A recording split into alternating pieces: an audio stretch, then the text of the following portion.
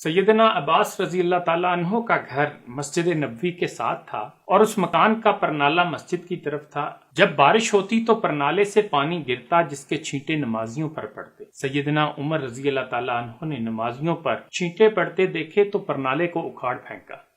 سیدنا عباس رضی اللہ تعالیٰ عنہ آئے، دیکھا ان کے مکان کا پرنالہ اتار دیا گیا ہے۔ پوچھا یہ کس نے اتارا؟ جواب ملا امیر المومنین نے نمازیوں پر چھینٹے پڑتے دیکھے تو اسے اتار دیا۔ سیدنا عباس نے قاضی کے سامنے مقدمہ دائر کر دیا۔ امیر المومنین ابی بن کعب رضی اللہ تعالیٰ عنہ کی عدالت میں پیش ہوئے تو جج صاحب لوگوں کے مقدمات سن رہے ہیں اور سیدنا عمر عدالت کے باہر انتظار کر رہے ہیں۔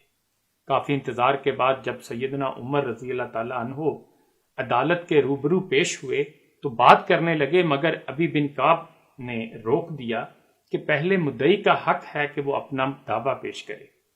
یہ عمر کے دور کا چیف جسٹس ہے۔ سیدنا عباس دعویٰ پیش کرتے ہیں کہ میرے مکان کا پرنالہ شروع سے مسجد نبوی کی طرف تھا۔ زمانہ نبوی کے بعد سیدنا ابو بکر کے دور میں بھی یہی رہا، لیکن عمر نے میرے مکان کا پرنالہ میری عدم موجودگی میں میری اجازت کے بغیر اتار دیا ہے، لہذا مجھے انصاف چاہیے۔ چیف جسٹس ابی بن کعب کہتے ہیں آپ بے فکر رہیں، آپ کو انصاف ملے گا۔ قاضی نے عمر سے پوچھا آپ نے عباس کے گھر کا پرنالہ کیوں اتارا؟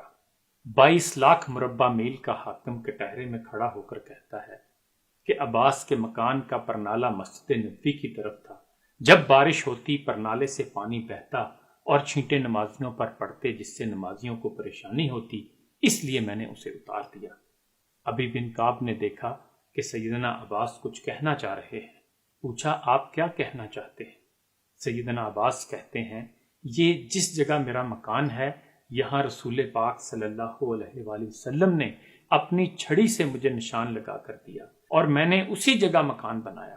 پھر جب پرنالہ نصب کرنے کا وقت آیا تو رسول پاک صلی اللہ علیہ وآلہ وسلم نے کہا چچا میرے کندھے پر کھڑے ہو کر اس جگہ پرنالہ نصب کر دیں۔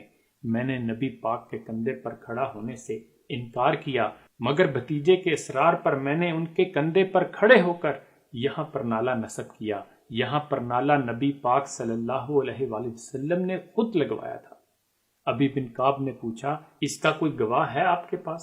سیدنا عباس جلدی سے باہر گئے اور کچھ انصار کو لے آئے۔ انہوں نے گواہی دی کہ عباس سچ کہہ رہے ہیں۔ یہ سنتے ہی سیدنا عمر کے ہوش اڑ گئے اور رونے لگے، آنسوؤں کی جھڑی لگ گئی۔ اپنے پیارے نبی صلی اللہ علیہ وآلہ وسلم یاد آ گئے اور زمانہ نبوی کا منظر نظروں میں گھوم گیا۔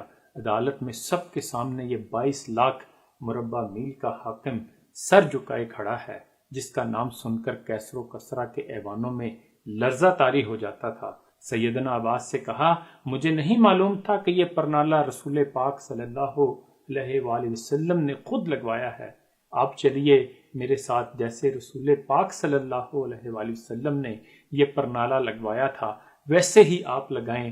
چشم کائنات نے دیکھا وقت کا حاکم دونوں ہاتھ مکان کی دیوار سے ٹکا کر کھڑا ہو گیا، بالکل اسی طرح جیسے رسول پاک صلی اللہ علیہ وآلہ وسلم کھڑے ہوئے تھے۔